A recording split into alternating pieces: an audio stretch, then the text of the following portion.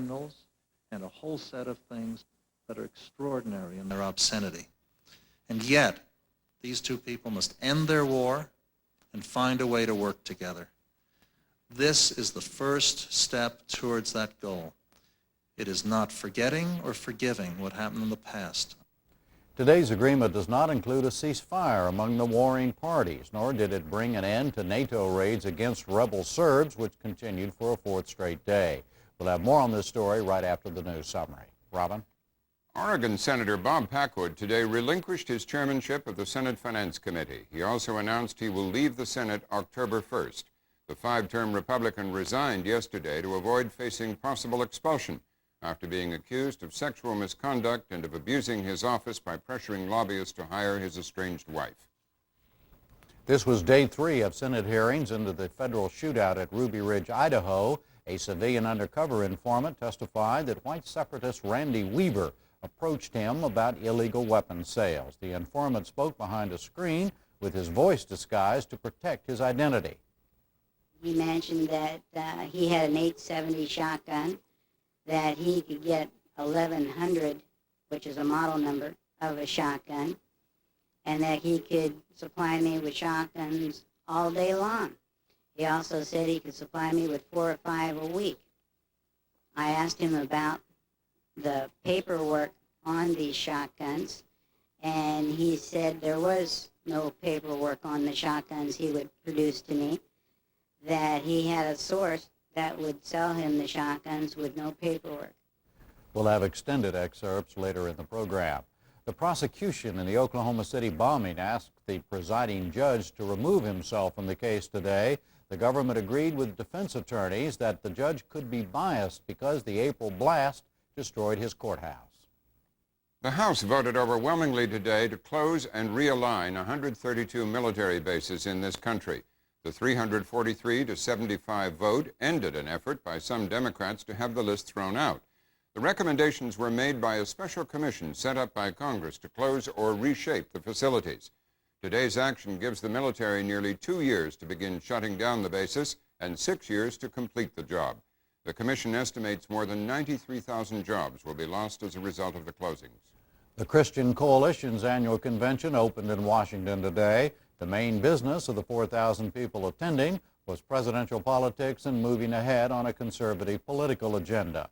House Speaker Newt Gingrich addressed today's session, so did Senators and Republican presidential candidates Bob Dole and Phil Gramm. The coalition's executive director, Ralph Reed, said his group has won a grudging admiration for its political effectiveness.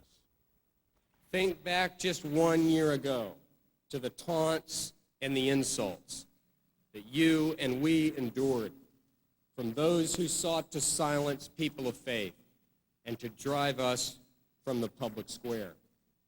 We have gained what we have always sought, a place at the table, a sense of legitimacy. We are an authentic voice of faith in the conversation that we call democracy. Outside the convention, protesters attacked the Christian Coalition's position on abortion. A spokeswoman for an abortion rights group said the coalition is using other political issues to camouflage their agenda. Kate Michelman of the National Abortion and Reproductive Rights Action League spoke at a Washington news conference. Lately, Christian Coalition leaders have championed causes like tax relief. Do not be fooled by their embrace of economic issues.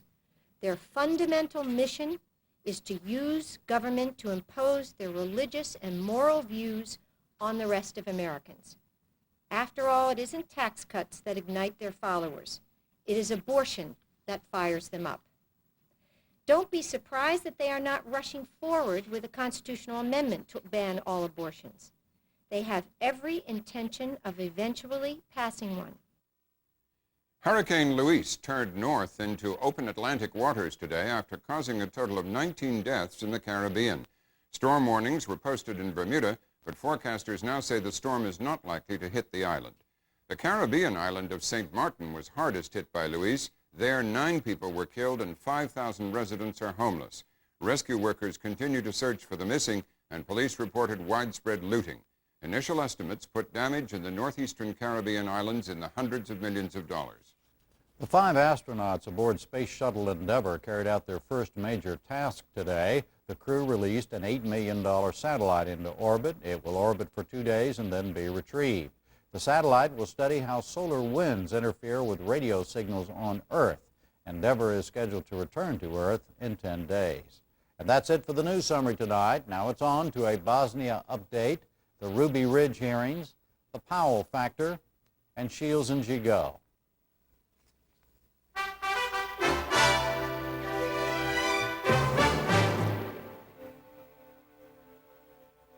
We focus first tonight on the breakthrough in negotiations today between the warring parties in the former Yugoslavia. Peter Morgan of Independent Television News reports. Just over 18 months after the last Geneva talks broke down, the leading parties were back and confident of some results. Yes, of course, why not? Milan Milutunovic, Yugoslavia's foreign minister, joined his opposite numbers from Bosnia and Croatia, all brought to the table by U.S. envoy Richard Holbrooke. After 3 weeks of frenetic diplomacy, Holbrooke was sure all 3 sides would agree to some general rules and principles. Serbia proper now speaks for the Bosnian Serbs in these talks. Holbrooke and the other contact group countries have won an important concession from them, recognition of Bosnia's borders and an end to plans for a Serb confederation. The statement we are issuing today is an important milestone in the search for peace. Today's statement contains many significant points. Within its current internationally recognized borders, it is agreed in the statement that Bosnia and Herzegovina will be comprised of 2 democratic entities, the existing Federation of Bosnia and Herzegovina and Republika Srpska. Bosnian territory will be divided, as you already know, the Federation with 51% and the Serbian entity with 49%. They also agreed today to create a commission to enforce accepted international human rights standards within their territories. They agreed to allow freedom of movement within Bosnia's borders and allow displaced persons to return to their homes. Each entity will be self-governing with its own constitution. And I would like to just add off the statement, none of this constitutes 2 countries or partition, as I've read in some newspaper stories. That is not in the statement. While the sovereignty and territorial integrity of Bosnia and Herzegovina will continue, additional joint institutions at the level of Bosnia and Herzegovina are envisaged. But huge difficulties remain, made clear when Holbrooke had to prompt the 3 ministers to shake hands for the cameras. Why don't the 3 gentlemen give us a handshake, please, the 3 foreign ministers? Can you turn this way, please, gentlemen? First, there are the institutional problems. What, for example, will be the exact relationship between the Bosnian Serbs and Serbia? And how will the proposed joint authorities work in a country destroyed by 3 years of war? One indication of the troubles to come, the foreign ministers failed to agree on a way forward on eastern Slavonia. The precedents for today's agreement are not good, as the Americans know. Clearly, much remains to be done. The hardest work still lies ahead. The entities have yet to develop a design for a central connecting structure to oversee the agreed cooperative efforts and to elaborate other joint efforts in areas where cooperation is the only way to solve common problems. In addition, the parties need to define their internal borders within Bosnia in accordance with the 51-49 principle. We should be under no illusions that these will be easy tasks. They can be solved only through intense negotiations backed by a genuine desire to achieve peace. Finally, any agreement must be implemented by all sides, and this could be the hardest part of all. It's a small step. It could be a great breakthrough if, in fact, we see peace on the ground. But this is really not even an agreed upon document as much as it is a basis for further negotiation. But we welcome it. Of course, if you don't see peace on the ground, if you don't see a final agreement, and then this document is nothing more than another document that goes into the trash basket of peace plans for Bosnia and Herzegovina. That is a big step, you know. Before this event, we have nothing, more or less. This is very encouraging. Why not? So you don't believe in that? Yes. Okay, so why you are suspicious asking me that? The greatest and most symbolic obstacle is over Sarajevo.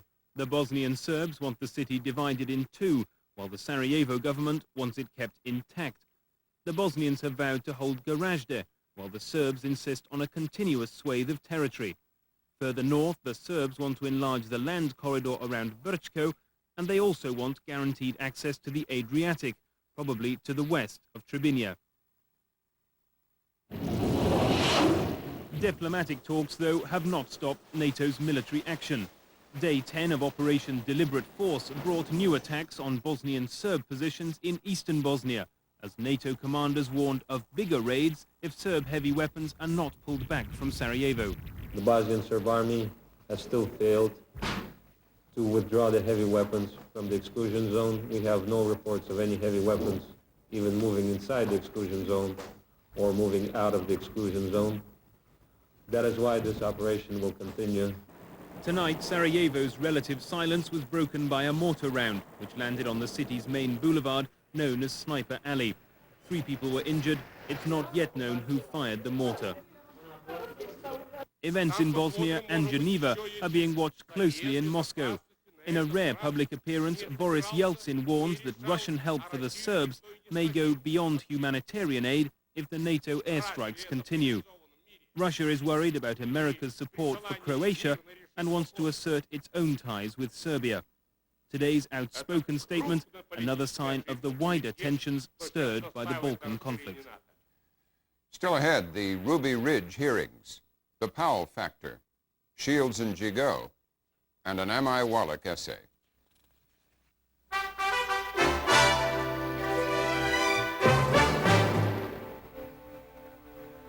Now, day 3 of the Ruby Ridge hearings, a Senate subcommittee continued its investigation into the ill-fated federal siege in northern Idaho.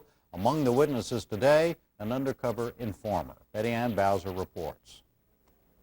A paid informant for the Bureau of Alcohol, Tobacco, and Firearms named Kenneth Fadley testified from behind a screen. Away from television cameras, his voice altered electronically. And he has made the personal request that he be permitted to testify with the screen so that his identity will not be disclosed. Fadley's description of Randy Weaver was in sharp contrast to the portrait Weaver painted of himself. The undercover informant characterized Weaver as a racist who was deeply involved in the Aryan Nation. We again talked about minorities in this country in a negative manner. We talked about some religious organizations and their followers in a negative manner. And basically the whole day was filled with how to get a patriot movement started, how How to get a patriot movement started. how to get a patriot movement started, how to organize ourselves into a group that would fight against ZOG, Zionist-occupied government. That conversation involved the fact that the Jews were controlling the United States government through legislation that was not to their liking, that they controlled the banking and financial communities that was not to their liking, that the Jewish community, going back to some religious context, was creating an atmosphere where the white man did not have the power, the financial... When you say the what man? The white man. The white man? They blame... Well, wait a minute. Aren't Jews white?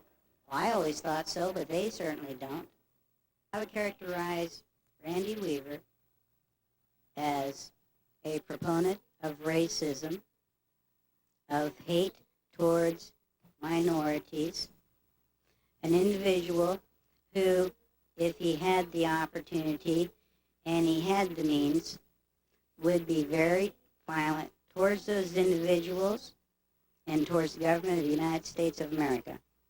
Fadley told the subcommittee that in 1989, Weaver told him he could supply the informant with illegal sawed-off shotguns all day long on a regular basis. That same year, Weaver sold the informant 2 illegal weapons and was indicted on federal gun charges. Critics of the government's role at Ruby Ridge claim Fadley set Weaver up. Committee members wanted to know about that. You in no way ever raised the issue of making illegal guns or sawing off shotguns to Randy Weaver, that all of the impetus for this came from him. Is that your... Sir, I am emphatic that I did not at any time coerce, bribe, sway Mr. Weaver to do any criminal act. That the criminal act that he did, the sawing off of the shotgun barrels on those 2 weapons, were originated and done solely by Mr. Weaver and Mr. Weaver alone. In the past, Fadley has told conflicting stories about how the ATF paid him for his services as an informant.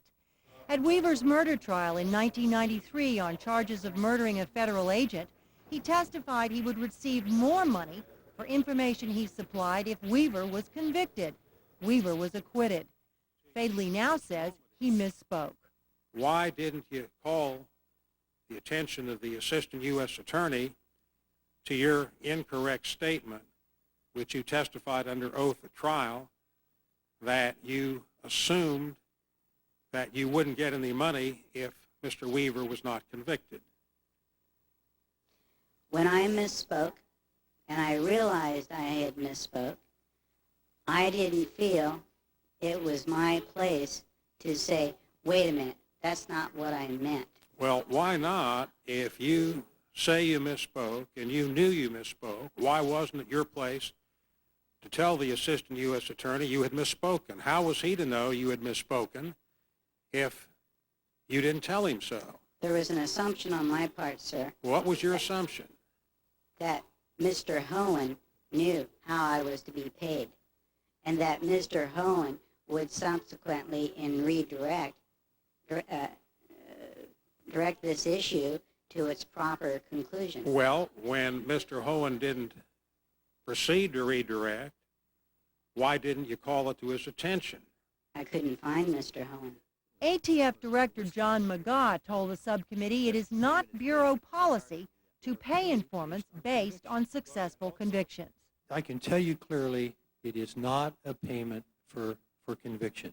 You can go back through our records and look. In fact, the $2,500 that he was paid way earlier was not for a conviction. There was no conviction in that case at all. There was just a lot of information that he was able to bring forward. McGaugh was not director of the ATF at the time of the 1992 Ruby Ridge incident, but said his review of it shows no ATF agent acted improperly.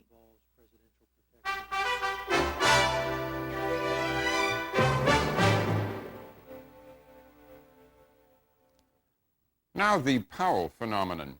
Colin Powell's much-anticipated memoirs will be published next week.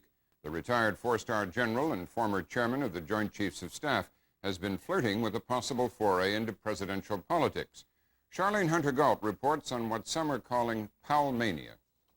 Colin Powell's public sightings have been few and far between. Powell has been traveling around the country making speeches, many reportedly at $60,000 a throw. But most are closed to cameras entirely, and journalists limited to little more than photo ops, as in this appearance at the Greater San Diego Chamber of Commerce. How do you see the presidential race? A journalist shouted from the perimeter. Well, I think it's going to have a very exciting 1996. I'm sorry, I can't hear you. I have made no political plans yet, thank you. But the less Powell says publicly, the more press he seems to get. Covers of major news magazines, op-ed pieces, news stories, and the more press he gets, the more speculation there is about a possible Powell run for the presidency. In fact, the 58-year-old war hero, according to some polls, is the most respected figure in American public life. What's fueling Powell mania, as some are calling it?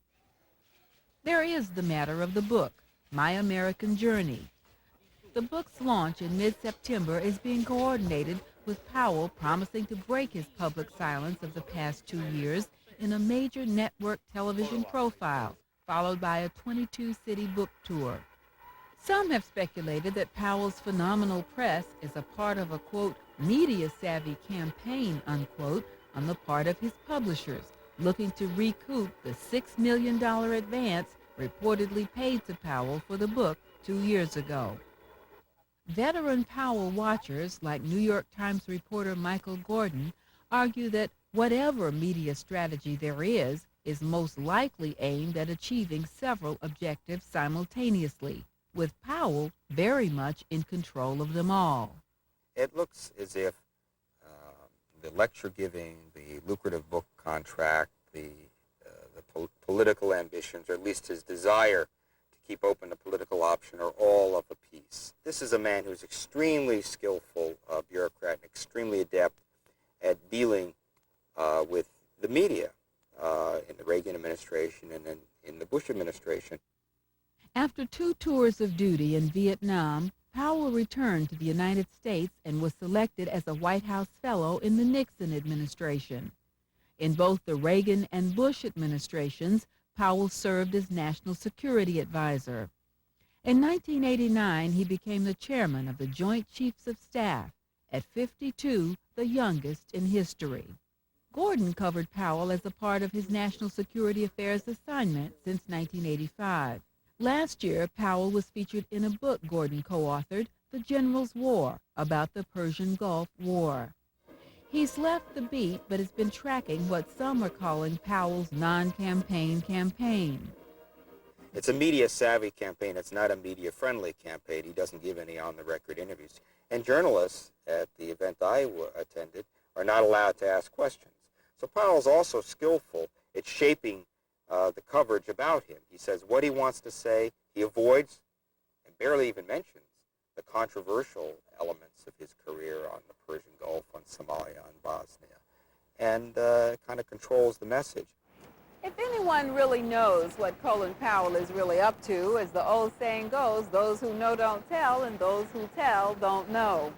There are those, however, who argue that Powell mania is being generated not so much by the actions of Powell, but rather by a yearning in the body politic to get away from business as usual. They argue that the public is looking for a person of vision and moral authority, a genuine American hero, a Colin Powell.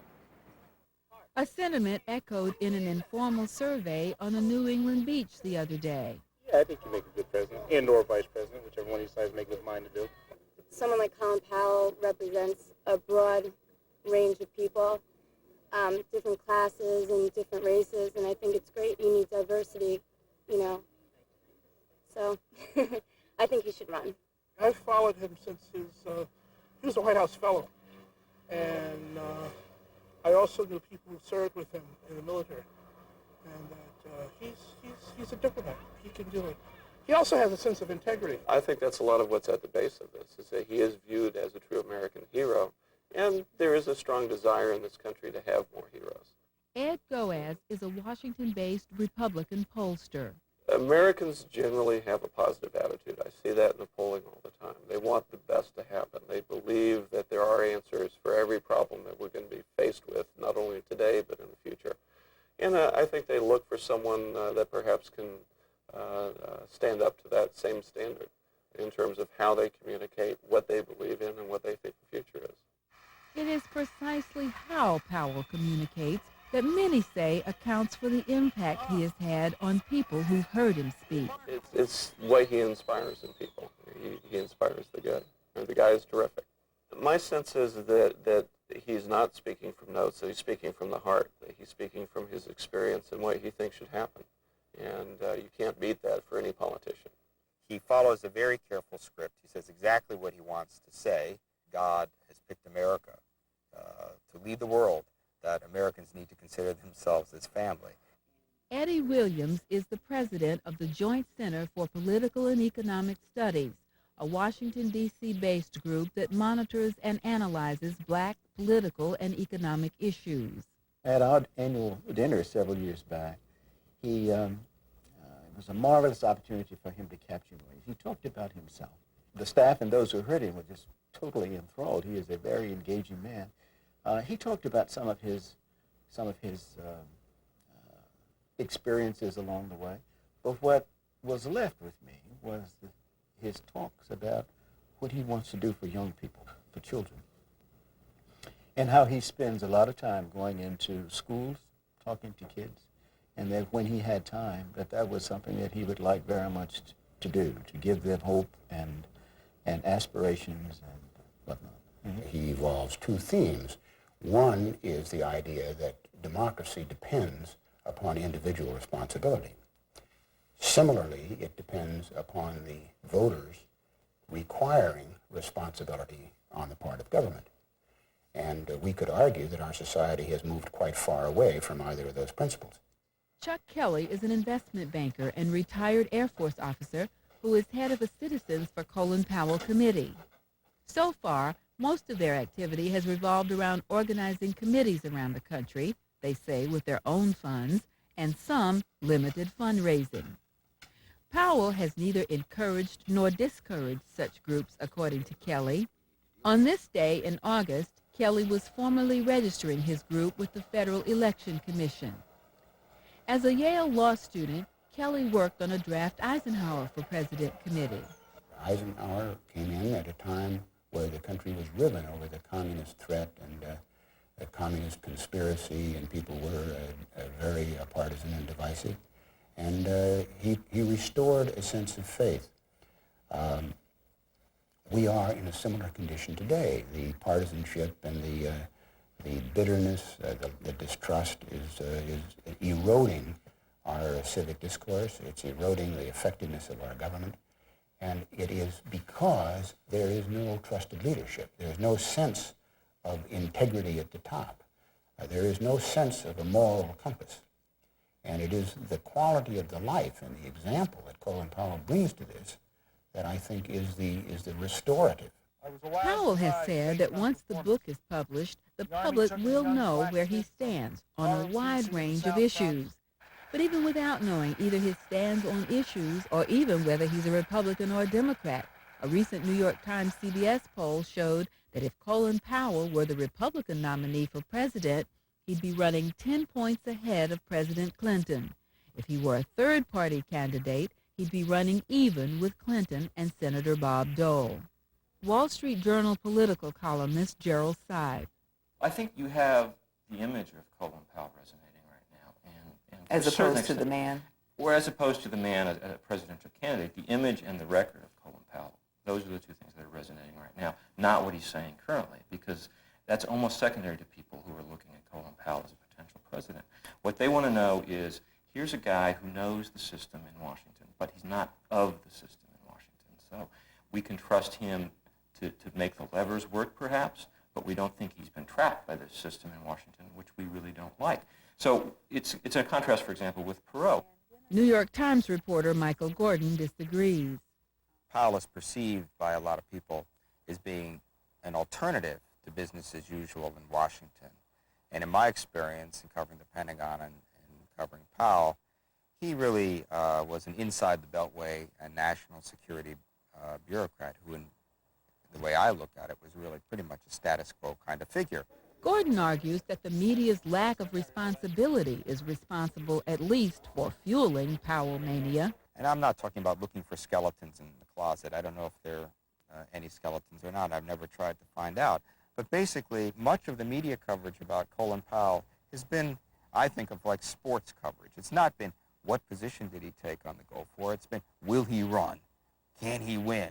Powell has met with journalists in off-the-record briefings and has occasionally opened a small window on his views on some issues.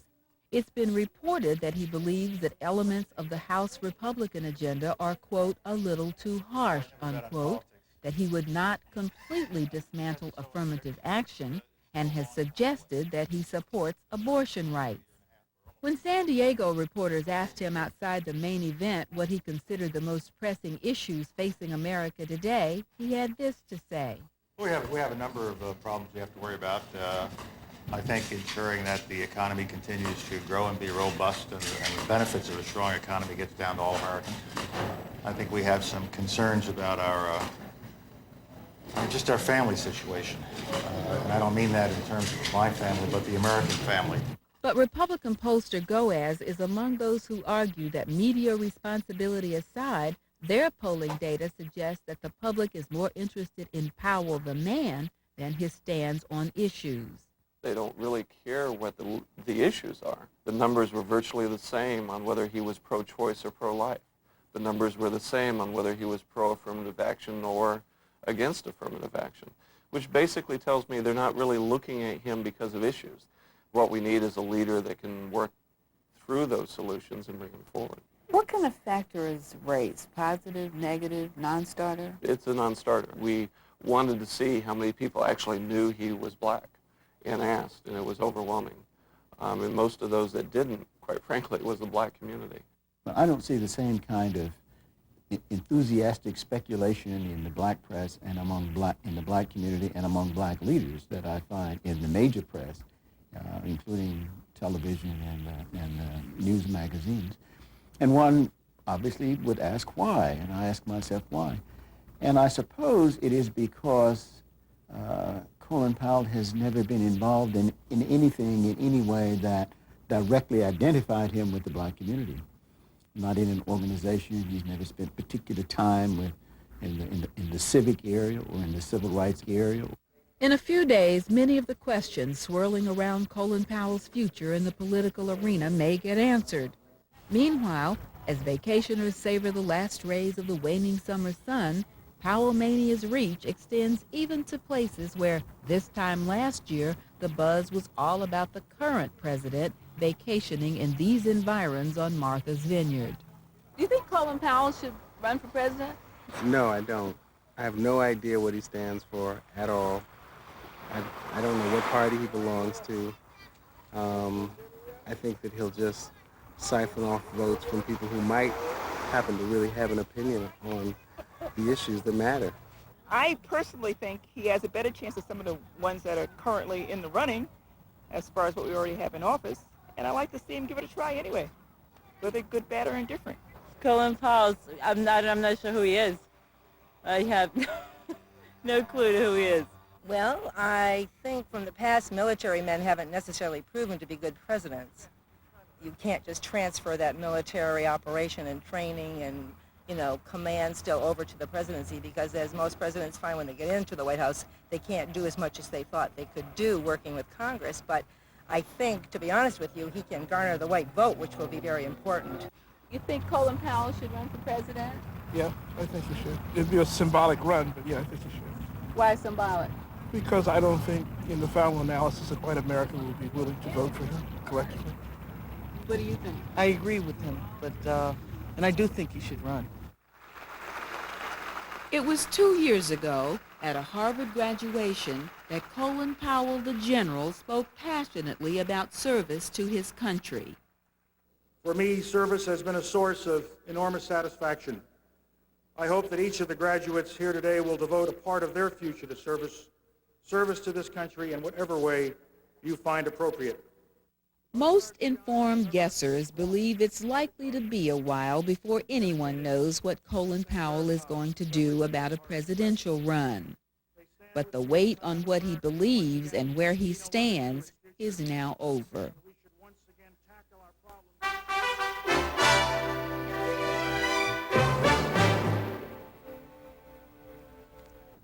Now some analysis of this Powell factor and other current political matters from our regular team of Shields and Gigot, syndicated columnist Mark Shields, Wall Street Journal columnist Paul Gigot.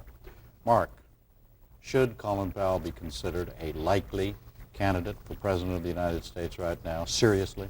He should be considered a serious candidate, Jim. I don't know, likely, it's pretty subjective, but I mean, real possibility and plausible candidacy, absolutely.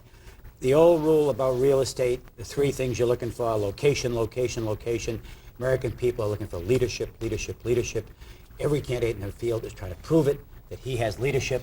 This guy He doesn't have to prove it. He doesn't have to prove it. He doesn't have to do it. What do you think, Paul? I agree with Mark about the serious quality of his appeal, and who knows if it's likely. I mean, it really depends very personally on him. I think that there... You think that's right? I mean, you think this is really a personal decision for him? It's not up to the political gods and the polls and who raises money and all of the normal things that sometimes go into these things? No, because I think there's an opening through which he can run, and it's partly the leadership thing that Mark talks about. But there's I think he's a reflection of some of the things, the character traits and appeal that we don't see in the current people running. For example, the president. One of his big problems is character and moral integrity. Powell has that in spades and projects that, and that's something that people project on him. Bob Dole, the Republican that most people know, is somebody who's the consummate insider, a politician who sort of suggests that he's been here for 30-some years, the same old thing. Powell is an outsider, and he has that kind of appeal. I think both of those factors create an opening for him as either an independent candidate, but more likely, frankly, as a Republican candidate. How do you see him as a Republican candidate, Mark? Is that plausible? I don't see him as a Republican president candidate. I see him as an independent candidate. I really think Why not a Republican? Because I don't. First of all, I think it would be crazy for Colin Powell to run as a Democrat or a Republican, to go in to that tar pit with all the other tar babies and say, now where do you... I'm going to be one of them too. He's in an optimistic mood today.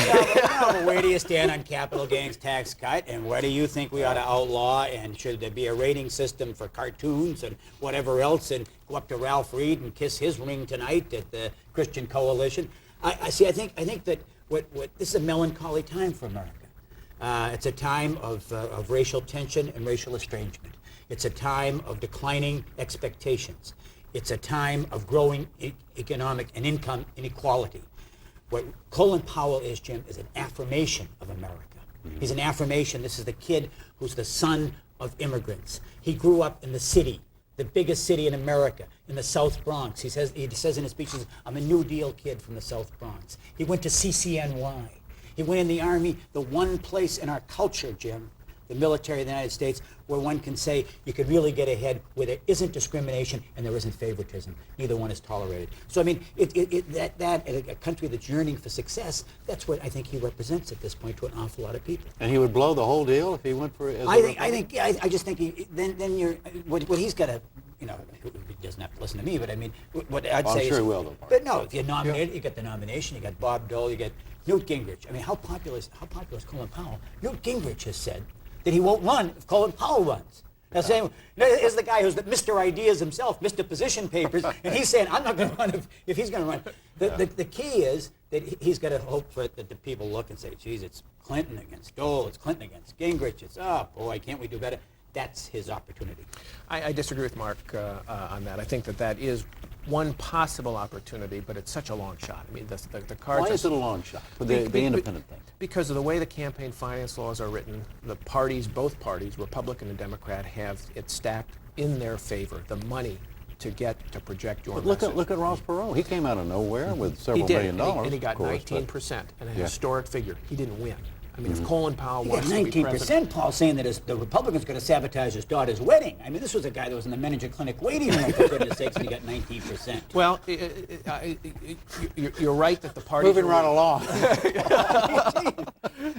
You're right that the parties are weak, but it's never happened in our history, and he would have to buck 200 years of history to win as a third-party candidate. Yep. Mm-hmm. And that is something you think about very carefully before you do it. I think his better prospect is, frankly, to run as a Republican, to see if he can get one of the party nods, because if you get the Republican nomination, despite the fact that you go through an ordeal, nonetheless, you emerge with all of that party behind you, and you emerge as somebody who's serious. But if you go through the checklist of issues, and Mark very demurely mentioned the Christian Coalition just now, I mean, the checklist of where Colin Powell is believed to come down on so many of these social issues is just the opposite of where, say, the Christian Coalition is on so many of them.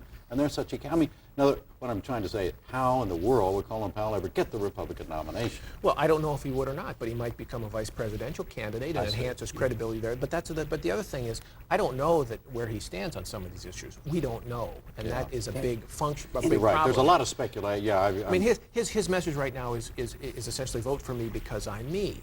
and you need ultimately to have something else. This is a big, really serious disagreement between Paul and me. People that vote for President Jim is the most personal vote that any American citizen casts. You're far more apt to cast an ideological vote on whether someone's for the B-2 bomber or against building a dam somewhere on a congressional race or a Senate race. In a presidential race, you're hiring a president. You're hiring somebody's judgment, integrity, To react, to strength, make decisions. intelligence. Yeah, That's right. yeah. And you've got an information overload. I don't care whether the guy wants to cut the capital gains tax or not. And boy, oh boy, the Christian Coalition does, and so does the Capital Gains Club of Dallas and every other group that he'd have to appear before if he wanted the Republican nomination, or go before a Democratic group and do the same thing. Do the opposite. He's diminished by it. Yeah, Mark is right about the personal decision of the presidency, but that doesn't mean that you can somehow step back from the great debates of the day and the great decisions that are going to be. I mean, where you stand on abortion can become a character issue after a time. Where you stand on economic politics. Those things define where you stand, whose side you're on. Those things can't be skirted by somebody who's running for president. And they would be, in other words, he would be tested. The process of going for the Republican nomination would test him in a way that you think would be positive. Yeah, I agree. Now, this doesn't mean he has to stand and Right. click off every dot and tittle, but it does mean that he must declare himself on the big question. Abortion is a big issue, and it is. I'm talking about the transvestite taxidermist against the metric system. And He all can those avoid groups. all that stuff. No, He well, doesn't- no, he they can. can't. I They think can't. so. I mean, think the so. fact is that the two parties, Jim, the biggest change in the past 5 years is that the two parties have both lost membership and identification. Sure. Our two-party system is in serious jeopardy. What he could represent is the two parties become, in Bill Bradley's phrase, increasingly less relevant. What he represents is the broad middle of American politics. All right. What about the practical side of politics? What is could he mount a good independent campaign? I do you think the money's there and the organization is there. I think that's where Paul's point becomes. I mean, he has not been through the political process. He hasn't been subjected to the adversarial, to the criticism of other candidates. I don't know how he'd respond to that. He's had quite favorable press coverage. He could get the coverage, Jim. Money isn't as important as coverage, all right? Colin Powell on the ballot in 50 states. Let me point out the most important thing about Ross Perot's candidacy in 1992. From February 7th, 1992 to June 6th, 1992, Ross Perot went from 0 in the polls to leading in every major public opinion poll, both the President of the United States, George Bush, and the Democratic nominee, without spending a nickel on radio or television advertising of any kind. That was the strength of an idea. That was the strength of a message. And that's exactly, Colin Powell doesn't need the kind of money that you need if we're going to just get, Frank Fish back and running for president. All right, let's say he gets on either as an independent candidate or as the Republican nominee for president. Can he win? What about what the man there at the end told Charlene? White America will never vote for a black man, whether it's Colin Powell or anybody else. I profoundly disagree with that. I think that there are some white Americans who would not do that. Just as in 1960, there were a lot of Americans who thought that America would never elect a Catholic president. But I think that there are an awful lot of Americans right now, white Americans, and the polling frankly bears this out, who would feel a sense of pride in voting for a black American who has achieved what Colin Powell has achieved and who can, in a sense, represent that American affirmation that Mark talked about. He could speak, if he ran through the process and declared where he is on the values of America, he could affirm this country's affirmation best. is just as white as it is black. Is Absolutely. What you're saying. I absolutely. What do you think, Mark? They say Americans are bigoted. They say Americans wouldn't vote for an authentic American hero who happens to be black. I think they're wrong. I mean, that message would be so powerful, I believe, in 1996 that Paul's absolutely right. I mean, it would isolate, a few fringies, the nuts and whoever they are off on the side, and they'd say, oh my God, this is terrible, and it's written in Deuteronomy 11:14. If this happens, the place will collapse or something of the sort. But I really think that Colin Powell transcends racially. How does Bill Clinton run against Colin Powell? Bill Clinton has to run on Bill Clinton's record in that he can make the thing work, of what he has done and what he has achieved in his management of the economy, his mastery of issues. That Colin Powell doesn't. He can't run directly against Colin Powell. Certainly, he's not going to attack Colin Powell's character or leadership. How does Bob Dole run against Colin Powell? Well, if in a race, I think Bob Dole, the other Republican nominees in a race, if Colin, let's say a Republican nomination race, they would run, I think, on ideology and on issues and ideas, and they would try to smoke them out and say, all right, where do you really stand? And try to the party's nominating base is a conservative base, and they would have to, then they would try to bring him out and draw some distinctions on the issues. That's what they would try to do in a nominating fight. If he were an independent, both the Republican and the Democrat would play to their bases, and they would try to coalesce that and say, look, our issues are most important, and hope that Powell somehow couldn't transcend that on both sides. Impossible question to answer, but I'm going to ask it anyhow. Is the Powell thing more the result of Powell or a just kind of about Clinton Dole and the possibilities on the Republican side? I think it's both, but frankly, right now, I think he has so many of the personal characteristics that are attractive, but right now he's ultimately expressing, people are putting onto him their dissatisfaction with the current choices. He's filling that vacuum. Do you agree? Yeah, I think you need a Colin Powell. I don't think it just happens to Sammy Glick walking by. I think you need a Colin Powell. It's a time, Jim, when people are just dissatisfied with politics. I mean, it's Packwood, it's all of it. It's wrangling, it's seamy, it doesn't work. There seems to be a lot of nitpicking back and forth, a lot of smallness. And he's different. And he seems bigger. Seems to be different, yeah. Gentlemen, thank you both very much.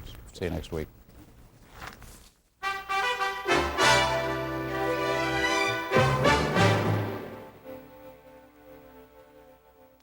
Finally tonight, essayist Amai Wallach looks at the secrets left behind in a couple of artists' studios. The studio of an artist is a mysterious place with secrets to tell, even after the artist no longer inhabits it. The studios of the best-known artists often become shrines of sorts, maintained by foundations and universities. Like this tiny, impoverished studio in East Hampton, Long Island, where Jackson Pollock in the 1940s made his breakthrough into the rhythmic, non-representational painting known as abstract expressionism, which put American art on the international map for the first time in history. But across the bay in Southold, a pair of his and hers studios, which slumbered intact and in obscurity for half a century, have suddenly emerged to resurrect not only the reputations of two fine and forgotten artists, Henry and Edith Prellwitz, but also a time before the rules of art and life changed so drastically. Almost nothing has changed here since Edith Prellwitz died at the age of 80 in 1944, 4 years after Henry's death at 85. You can see in the face of her self-portrait the force of will it took to transform her into an artist so successful in her day that she won the silver medal at the 1895 International Exposition in Atlanta. She was born into New York society in the corseted age, when the sight of a naked ankle could incite erotic fantasy. But at 20, she enrolled in a life class at the Art Students League in New York City to learn how to paint men and women in the nude. On the night before she took this decisive step, she wrote in her diary, "Dear poor Mama, a stronger tie is drawing me than holds me to you. I regard my work as a sacred marriage, and tomorrow I shall be bound to my love." 10 years ago, Henry and Edith's great-granddaughter, Wendy Prellwitz, began leafing through the diaries, the boxes of letters, the photographs stored in the studio. Wendy, too, is a painter and a Boston architect with her husband. She recognized all the self-doubts in the diaries. Life is all a mistake. I'm a mistake. I love nothing. I care for nothing on earth but art and a few friends. Wendy was struck by the ways, so remarkable for the time, in which her great-grandfather supported the artist in her great-grandmother. A few months before their wedding in 1894, Henry wrote to Edith, "How happy we will be and industrious. Remember, darling, our marriage is the best thing that could ever happen to your art, for you know I respect and value it. I promise faithfully on my honor and love to aid you in every way to develop it, my dear, dear one. We are sadly incomplete alone, but we will develop together." And they did. Henry's studio adjoined and complemented hers. They had met at the Art Students League. Both had studied in Paris at the Académie Julian. Both exhibited at the National Academy of Design. Henry became treasurer of the Academy. He won the silver medal at the St. Louis Exposition in 1904. Then, the 1913 New York Armory Show introduced European modernism to America. Picasso, Cézanne, Matisse, Duchamp's nude descending a staircase. Suddenly, the Prellwitzes were outdated. Henry's gentle impressionism, the tableau of women and children for which critics had compared Edith to Mary Cassatt, that art was old hat. By the time the Prellwitzes died in the 1940s, Pollock's abstract expressionism was just around the corner. After the Armory Show, the Prellwitzes retired to their evocative studios on Peconic Bay, along with a group of other artist friends. And that is how their grandson, Wendy's father, Sam Prellwitz, remembers them. My grandfather was a fun-loving man and enjoyed his little jokes like the reveille every morning. He would get out on the porch where we're sitting here with his bugle and blow reveille. And down the beach, Edward A. Bell, whom we called the Admiral, and had a big ship's bell, which is why, would ring 8 bells, and they would come clearly back through the woods, and the day officially began. After the artist died, no one in the family wanted to change much in the studios. The paintings simply stayed there until Wendy started showing them around. The result is an exhibition at the museums at Stony Brook this summer, which travels to the Federal Reserve Board in Washington next winter. When Edith painted a woman dreaming over a book, there was a no-nonsense crispness in the way she handled the light, illuminating a green vase at the woman's feet. Henry could paint pagan joy, and he could paint the bleak comforts of a deserted winter road. Sometimes when you stick to the superhighways, even in art history, you only get part of the point. Tucked away in cul-de-sacs is evidence of people who lived lives with conviction and passion, of paintings that remember other times and other values. And when you come upon them suddenly like that, emerging from deep sleep, everything looks fresh and filled with possibility. I'm Amai Wallach.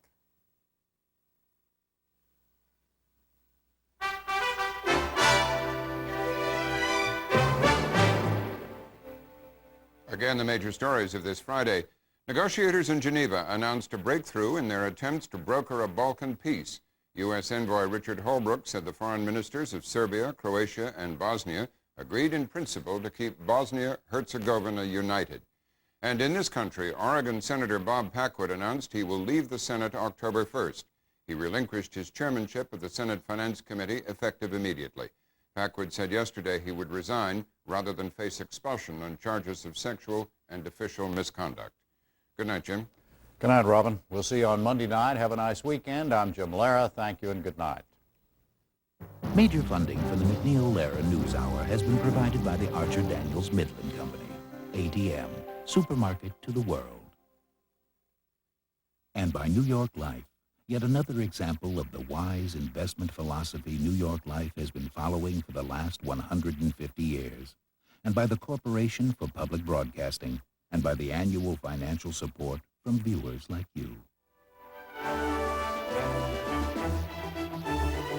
A public forum commemorating the end of World War II in China will be held Saturday, September 9th at Portland State University. Nicholas Kristof, who has served as New York Times bureau chief in both Beijing and Tokyo, will deliver the keynote address. For more information, call 503-725-4567.